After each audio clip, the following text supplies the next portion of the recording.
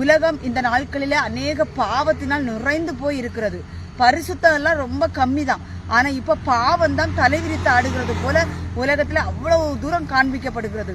ஆனால் நம்ம அந்த உலகத்திலிருந்து வேறு பிரிக்கப்பட்ட ஜனங்களா இருக்கிறபடியால் மறுபடியும் அந்த அக்கிரமங்களிலும் பாவங்களையும் நம்ம போய் விழாதபடிக்கு நம்ம என்ன செய்யணும், ரொம்ப எச்சரிக்கையா இருக்கணும் என்று சொல்லி வேதவசனம் சொல்கிறது.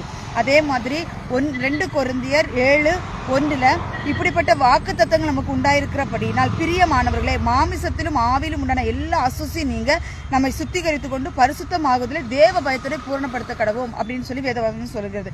நம்முடைய மாமிசம், நம்முடைய ஆவி, இதுல எந்த கரைகள் இருக்கக்கூடாதுன்னு இந்த வசனத்தின் மூலமாக நமக்கு தேவன் விளக்கி கொடுக்கிறார். எல்லா அசுசி நீங்கணும், எந்த ஒரு அசுசியும் இருக்கக்கூடாது. பாவங்கிற பேர் முதல்ல நம்மள்ட்ட என்ன செய்யக்கூடாது, இருக்கக்கூடாது என்று வேதவசனம் சொல்கிறது. அந்த பாவம் நம்மள்ட்ட இருக்குமோ ஆனால் நம்ம என்ன நித்திய ராஜ்யத்துக்குள்ள போக முடியாது. என்னென்ன பாவங்கள் இருக்கிறதோ அந்த தேவ சமூகம்